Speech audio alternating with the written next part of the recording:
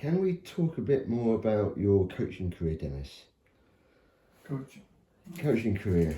Okay. When did you start coaching? Well,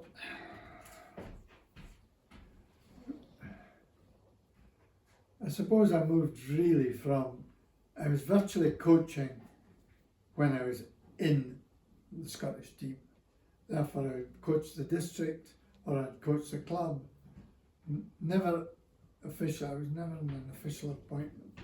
But I would coach in the club, I would coach in the Scottish schoolboys I got pulled into, Scottish women's, indoors, outdoors. I mean, hockey was really developing at a fast rate of knots in the 70s. And but as I say, there were no coaches. I was asked to coach the women Midlands team because I was living in Perth. And at half time, I walked onto the pitch to talk to the players and was promptly told off the pitch, "You're not allowed as a coach onto the pitch. You can't do that." So instead, well, that was easily surmounted because all I did was stand on the touchline and the players came across and stood on the other side of the touchline and we held our. So end of that. It was a constant battle of movement and to change hockey and keep it up to date and get up to date. And this guy Sandy Innes, who became manager, he got rid of, our selectors ceased to exist. He became manager and then he appointed Freddie Scott as coach. And he was player coach. And that was 71.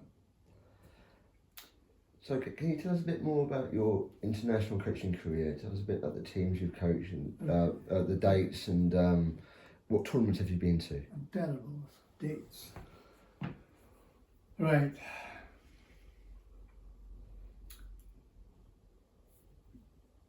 Indoor hockey started in Meadowbank here when Meadowbank was built in 1970.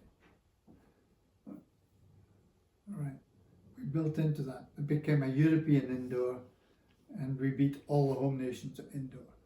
We went to Europe and we qualified in a qualifier and we qualified for the finals in Berlin. So Scotland played in the first final of the indoor European. We had three Great Britain players playing in that indoor team. We had a lot of young boys coming through from Leith in particular at that stage. And Scottish schools actually had a Scottish schools indoor team which went and played in the North of England tournament against under 21 teams and beat them. And then nobody wanted to play. None of the other countries wanted to play Scotland indoors, schoolwise. And then outdoors, we went 4 years without losing to any home countries. So Scotland moved with the game because the game was moving, and we were at the top level of indoor, and we were able to play against Holland, Germany, France, and so on. So we had recognition in Europe from the indoor game, and then the European game developed. We developed with it, and then about October 81, two players came to me from the Scottish team and said, "Look, our coach isn't up to this job. We're way ahead of the coach. If the coaching position became available, would you be interested?" And I said, "Yes, if it comes okay." And then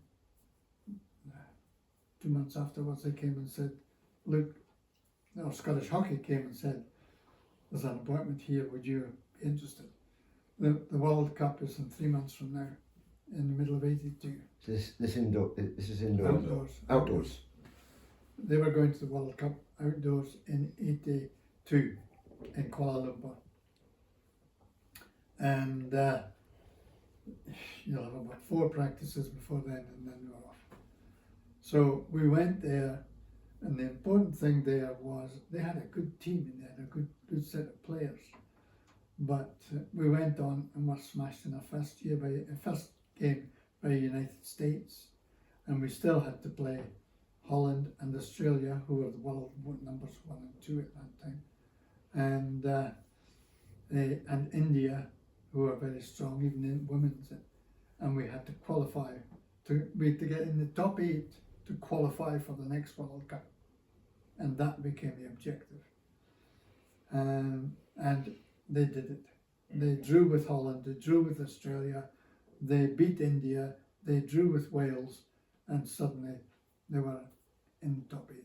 So, bang. That was the objective, was getting to the next World Cup. And then we carried on from there, and as Eugene said, we got more matches, we got more tournaments, and they qualified then for the second World Cup, and we didn't. We had a lot of injuries, but we did actually play well enough. But we had a wee bit of an umpiring decision that went the wrong way, and we lost to England, so England went on ahead of us. And then from there, but before then, they advertised a post for a Great Britain coach, and I applied for that, and that was fraught with problems as well, but you don't really want to know that. Anyway, so Eugene came in as coach for the next World Cup, which was a 4-year stint. That's Eugene Connolly, is it? That's me. That's Eugene Connolly. And so we've been working since 1980 something, 1985.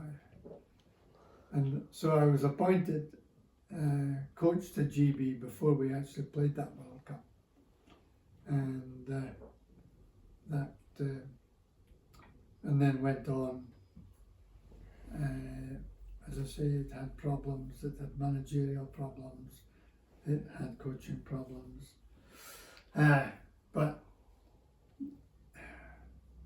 so that job then went through till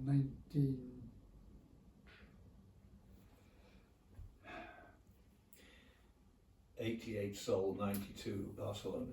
Yes. So you were coaching the bronze medal squads then? Yeah.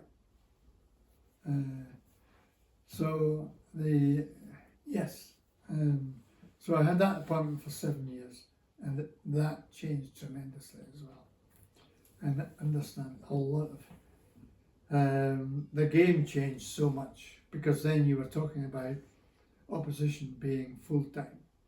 It was also England was still playing, Scotland was still playing, Wales and Ireland was still playing separately in European matches and so on, and Great Britain was preparing for the Olympics.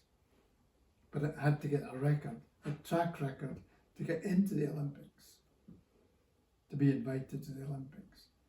And we did get matches, so England players and Scottish players and were playing for their countries, but they were also playing for GB, trying to get into the Olympic quality. And we kept getting to tournaments, but just not quite getting enough.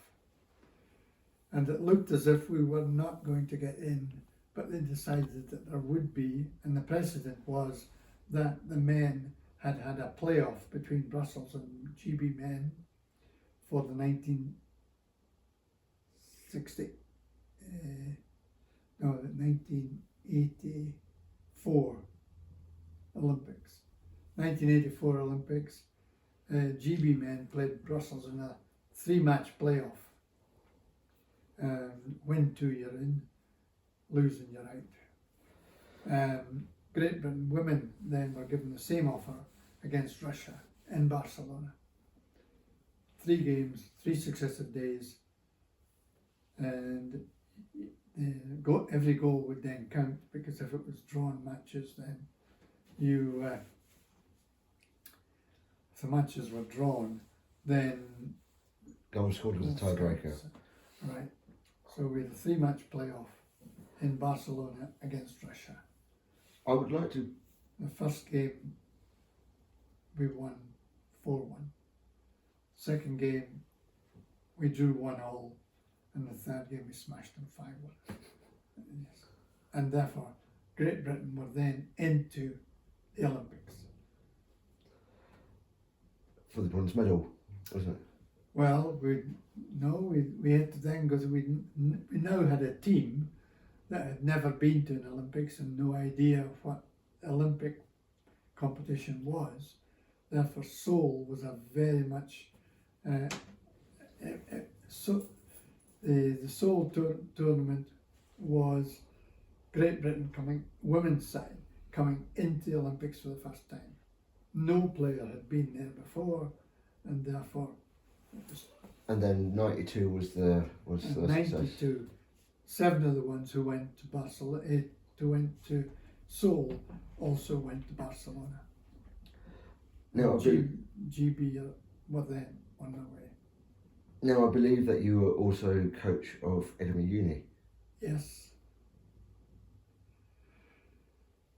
So I finished teaching in 1980, the president of men's hockey and the president of the Students' Union asked for a meeting. They came and they said, look, would you coach us? We've just been relegated from Division 1 National League to Division 2. 1990. 1990. Okay, 1990. Yeah. I have to get my dates properly organised. It was 2000. You're right. It was 2000. It was well after your Olympics, I know that.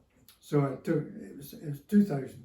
In 2000, I decided to take early retirement and go and coach them. And we were very lucky in that we got a German World Cup player who came and played for us in Scottish second division of the National League. And by Christmas of that year, we had the worst disciplinary record of any Scottish team. With so many red, green and yellow cards that were terrible. Part of it was that we were smashing teams 7-0, 8-0, 9-0, and a lot of them came from Glasgow and the umpires came from Glasgow. And therefore things got a bit fraught between Edinburgh students, wealthy Edinburgh students, and Glasgow teams being on the receiving end of a thrashing. So from there, we were then promoted back into Division 1, and I coached them for I think 3 years. When did you? I think I coached for 3 years to the team to try to keep them, and we managed to stay in the first division. But there was also arguments between Scottish coaches, because then if students came to Edinburgh University who were Scottish players, the coaches would not allow them to play for. We had a Great Britain goalkeeper, attended Edinburgh University, and he wasn't allowed to play for Edinburgh University by the Scottish coach, because instead of saving goals for us, he was stopping us from scoring goals to keep us in the league.